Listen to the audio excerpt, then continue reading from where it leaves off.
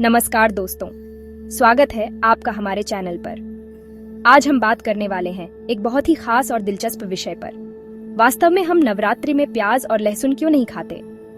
अगर आप भी हमेशा सोचते हैं कि इसका धार्मिक कारण है या स्वास्थ्य संबंधी, तो आज की वीडियो आपके लिए है, तो वीडियो को अंत तक जरूर देखें। प्याज और लहसुन हमारे खाने के अनिवार्य मसाले हैं। इनसे खाने का स्वाद बढ़ता है, लेकिन नवरात्रि में ये दोनों चीजें वर्जित होती हैं। चलिए जानते हैं इसके पीछे के असली कारण। सबसे पहले बात करते हैं धार्मिक दृष्टि से। नवरात्रि के दौरान हम माँ दुर्गा की उपासना करते हैं। इस समय हमारे भोजन और जीवन का तरीका शुद्ध और पवित्र होना चाहिए। प्याज और लहसुन को तामसिक आहार माना जाता है। तामसिक आहार वो होता है जो शरीर और मन में आलस्य, क्रोध और नकारात्मकता पैदा करता है। नवरात्रि के दौरान हम सात्विक भोजन करते हैं। यह भोजन शरीर और मन को हल्का, शुद्ध और ऊर्जा से भरपूर बनाता है।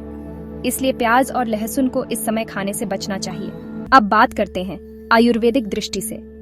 आयुर्वेद में बताया गया है कि प्याज और लहसुन के सेवन से शरीर में अग्नि और तामसिकता बढ़ती है।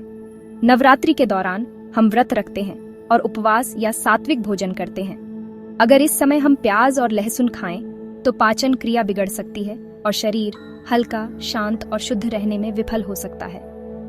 इसके अलावा सात्विक भोजन से ध्यान और ध्यान केंद्रित करने की शक्ति बढ़ती है, यानी माँ दुर्गा की आराधना में मन पूरी तरह से केंद्रित रह सकता है। नवरात्रि सिर्फ व्रत या भोजन की सीमा नहीं है, यह हमारे मन और आत्मा की सफाई का समय भी है। लहसुन और प्याज का सेवन हमारी भावनाओं को उत्तेजित कर सकता है, जैसे क्रोध, लालच और तनाव। लेकिन माँ दुर्गा की भक्ति में शांत और सकारात्मक ऊर्जा की जरूरत होती है, इसलिए सात्विक आहार अपनाना जरूरी है। स्वास्थ्य की दृष्टि से भी इसका फायदा है। नवरात्रि में सात्विक भोजन से शरीर को डिटॉक्स करने का मौका मिलता है। प्याज और लहसुन खाने से शरीर में तेज गर्मी और अम्लीयता बढ़ सकती है, जो उपवास या हल्का भोजन करने में बाधा डालती है।